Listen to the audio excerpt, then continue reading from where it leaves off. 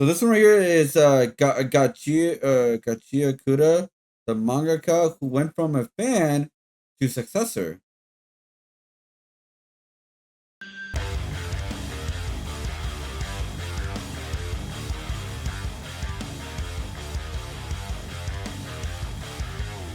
What did she create? Oh wow, that's a lot of art. What a crazy intro. If you don't know who Kei Urana is, chances are you will very soon. Okay.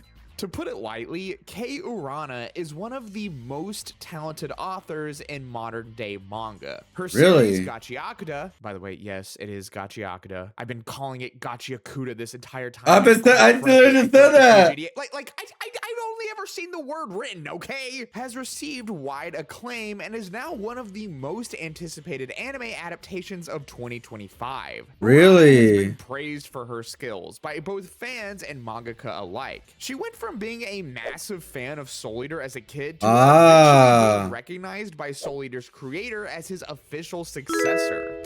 Wow. Series by Kei Urana has started. This is someone who loved Soul Eater since they were a child. Urana is my legitimate successor who has already surpassed me. If you like my manga, you should definitely like this one too. Check it out. Wow. Already defeated. That is some that's crazy praise. She's earned every bit of it. And I can hear what some of you might be saying right now. Well, I've never heard of her. What makes her so special? And oh boy, I'm so glad you asked. We first need to rewind the clock back all the way to Soul Eater is the great though. 2000s, right in the middle of Studio Bones' rise to prominence, one of Kei Urana's favorite animation studios. Fullmetal Alchemist? When I was little, studios. I used to sit in front of the TV eagerly waiting for my favorite anime shows to come on. And as that little kid, I used to dream about one day having my own manga turned into an anime by Bones, a studio I love. By the way, might I just say excellent taste, as Bones is also my favorite studio, except for that one time. But you know, no one lives forever. I don't know how much of my life I want to spend talking about Metallic Rouge, so we're just gonna ignore that. This love of anime would carry over to her high school years, and it was during this time that she finally decided that she wanted to be a mangaka. Now, something very interesting about her is that despite the fact that she very much goes against the grain of what you'd expect from a typical mangaka, i.e. she, you know, actually shows her face on camera. Scandalous, I know. Which not many people do that, yeah. A lot of information on her life before she was a mangaka or how she even got into the industry. That being said, what we do know is that mangakas are very private. entry within the manga industry, she would upload art to her Twitter fairly consistently. And it's here that not only can we see some prototypes for characters that would eventually show up in Gachiakuta, but also just how ridiculously good her art was. It's clear very stylish, very much inspired by Soul Eater, but at the same time, it's very unique to her. But we'll save the art analysis for later. All you need to know is that before she had even drawn a manga, she was basically already a master. Okay, but you know, being a good artist and telling a good story aren't the same thing. Your art doesn't matter if no one likes God. Just let me finish, okay? Let me finish. I think one of the craziest things about Kei Urana as an author is that prior to her serialized manga debut, she had actually worked on 2 one-shot stories, Nokase and Shikido, both of which would go on to win awards, with Nokase winning Weekly Shonen Magazine's 2018 Manga Grand Prix and Shikido winning the 103rd Weekly Shonen Magazine. Yeah, it reminds me of Soul Eater for sure. Her work in manga was being praised, and this is undoubtedly what led to Urana's first. Her anatomy is cool, dude. Fruition. Getting to work with Atsushi Okubo on his she worked on Fire Force. I can only imagine that's crazy cool. Joy she felt in this moment. Just imagine having someone you've looked up to your entire life, who created what you consider a pillar of your childhood, seeing your work. Except the ending sucked though. Good enough to work with them. I imagine it would be utterly mind-blowing, but also very, very stressful. Because at that point, you are working on a decently large IP, and you do not want to be the weak link in that scenario. Despite this, however, Urana would serve as Okubo's assistant for a number of years, honing her skills and learning everything she could from him. And eventually, as we already know, would even surpass him, at least according to Okubo himself. And, you know, considering he created Soul Eater and Fire Force, I'm pretty confident his opinion is one worth listening to. That being said, Urana couldn't just assist on Okubo's work forever. She needed to do something that was her own thing. Well, yeah, that's the whole Dude, point. my favorite thing at 7 p.m. as a content creator, guess what it is? Pitching. Just kidding. Sending professional emails is hard, and I don't. And it's here that we finally witness the birth. Wow. Bro, I really gotta start looking more into mangas again, man. This is crazy cool artwork. This was like graffiti. Wow, like I love it. This is like my style right here. Gachiakuta. Gachiakuta was actually born from a very simple idea. The idea that even trash has value. It's clear that Urana wanted to tell a story about the trash we discard, whether it's the soda can that you just threw in the trash 10 minutes ago, or the individuals in society that are deemed worthless. Not unlike the main protagonist, Rudo, who is chucked into the abyss by those higher in society than him. And that is just so punk rock of her, which, you know, is fitting considering how punk rock she looks. One of the core elements of Gachiakuta's story is the idea of jinki, or vital instruments, essentially pieces of junk that to most people probably wouldn't mean much, but carry essential value to those who own them. I won't dive deep into this to save on time, but in Gachiakuta, inanimate objects can be imbued with the power of thought and emotions from those that cherish and value these objects, and thus can be turned into insane weapons. In the past, I to an anger. I cried a lot then because I was very attached to it. From there, I thought to deal with value, objects, and broken things.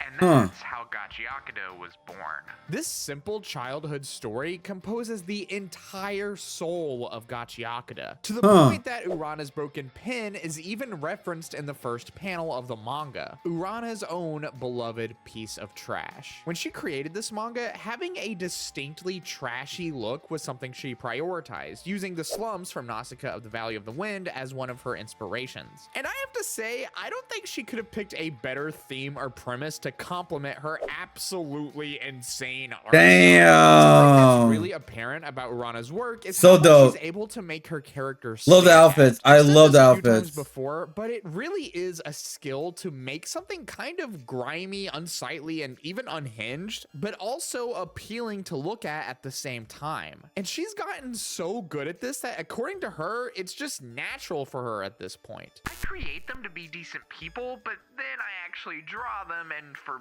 some reason they turn out to be freaky weirdos. I've given up, realizing that this is who they truly are. Urana's biggest strength is the sheer amount of emotion she's able to get her characters to express. Whether it's joy, disgust, anger, or excitement, her characters' faces absolutely explode with emotion. And it makes it so easy to not only understand what that character is going through, but empathize with them. I think that for a lot of anime, capturing realism and nuance is a priority. And that's not to say that this isn't a valid strategy, but at the same time, these are drawings, 2D representations of people. When you're able to just let loose like this, it can really leave an impression. And this is only accentuated with the method she actually uses to draw, with very bold, messy, sketchy lines. And Urana is able to achieve this look because, according to her, she predominantly draws using paper. With a brush pen. I've been wanting to do a brush pen to get that expression. Yo,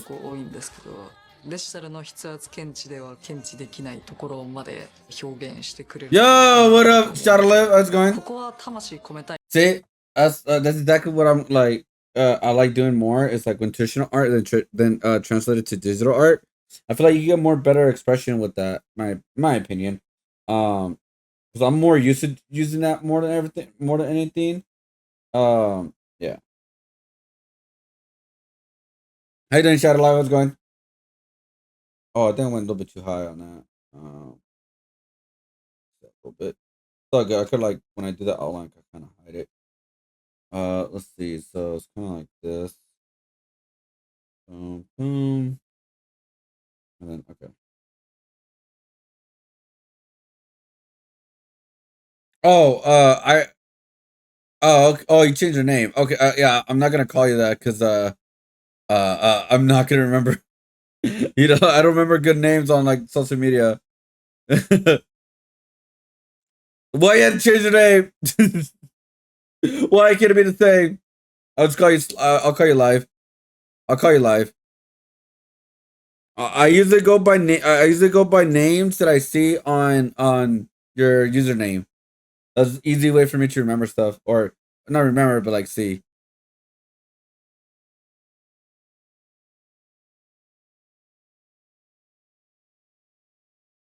There you go. Or Alex. I could probably remember that, but it really depends how much how many times you come by the stream. Again, I'm not saying you have to come by the stream. I'm just saying it depends, right? Like you know what I mean? Because my memory's not that great with names. I want to go by analog. But it's an old-fashioned feel.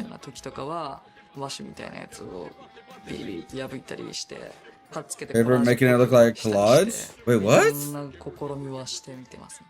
practice of analog drawing is also something that Japanese graffiti artist Hideyoshi Ando employs, who designs all the graffiti art for Gachiakuta. And it's with Ando's graffiti, along with Urana's stunning character designs and art style, that brings this entire world and all that's these the cool characters to collab. life. And it makes this manga its own unique thing and has led to Gachiakuta being praised by critics, with the series even being nominated for and winning awards. For instance, Gachiakuta won the Global Award at the 2022 Next Manga Awards. And this was before it even had an English translation. Gachiakuta wins awards from vibes alone. And this is exactly why Studio Bones simply couldn't ignore it. Well, so biggest Switch will buy for what? Video, the Gachiakuta anime by Studio Bones will finally be aired. Well, because Twitch will be for. Oh, that's what. Okay. Well, all right. And thus, Kei Urana's ultimate childhood dream has coming finally true. come to fruition. And all I have to say to that is, congratulations! That's awesome. The manga industry Congratulations, is cruel dude. and anything but predictable. So to see someone who truly stuck by her passion and is now experiencing it pay off in the biggest way she can imagine, it's just so inspirational. And so really, all I have to say is, just gotta do it. Big fleshed out worlds, cool characters, awesome art, sick action, this shonen is for you. It's so clear how much love, I'll for sure check it out. Hard freaking work this person has. I will check it out for sure. Characters, even going on record saying that at times she's even worked 24-hour days to fully realize it. She deserves to have her story seen by the entire world. So this July, do yourself a massive favor. Oh, it comes out in July. I'll come very soon. Wow. No, Gachiakuta. God. Gotcha. No, I mean that's awesome. Like, you see how like this artist was inspired by a creator and used that as inspiration to create her own thing. I think that's the best way for artists to learn and figure out their own style from there. You know, like for me, mine was like graffiti and old school cartoons, like the style of it, like the what's it called, like they call it like the hose, or I forgot what they're really called. I usually call it old school cartoon. That's why I name it like that. Because it's always great to like learn from the masters and then take what you learn from the masters and then do your own thing. You know what I mean? That is always one of the best ways to learn how to make art, or at least to create your own thing and remix it. And one way, another way that people can learn how to do their own thing is by making fan art, but not copying what other people are doing, but like creating your own style to said fan art, you know?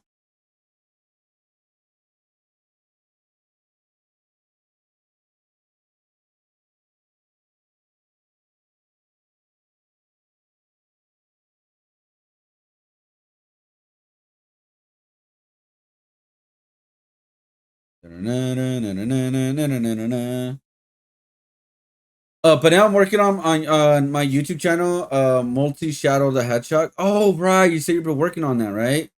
Are you almost done? I thought I had it. I thought I had it. Oh my god. I'm so glad that got you. I forgot to say the name already. But like getting the recognition it deserves here in the West. I hope anime brings new fans to the series. I mean, if it's getting made by a very high popular like animators, then I'm pretty sure it's gonna go mainstream, 100%. I'm binging the manga. Is absolutely amazing. First, renowned mangaka ever to dye her hair. I am actually very surprised that I have never heard of this unique manga. Thanks. I mean, again, it's barely coming out to the U.S. What I'm guessing at. And yeah, it's crazy that she is not afraid to share how she looks like for the most part. Because for a lot of mangakas are very very private. Like they know somewhat how they look like in the beginning, but they're not as open because for obvious reasons. Picked up the manga because the art style. Didn't stop reading it because the story characters are awesome. Fighting system. Hope this manga and anime blow up massively. Send this to a lady friend of mine who is making a comic. Thanks for making it and bringing out Renaissance into more attention. Yeah, I mean, by the way, guys, I am trying. I'm gonna buy the comic book, not comic book, sorry, the art book from the creator of Soul Eater. They're releasing a new art book, and I cannot wait to get it. It's gonna come out like later on the year, so I pre-ordered it. I'm not getting charged right away, so I'm super excited to like look through that and learn.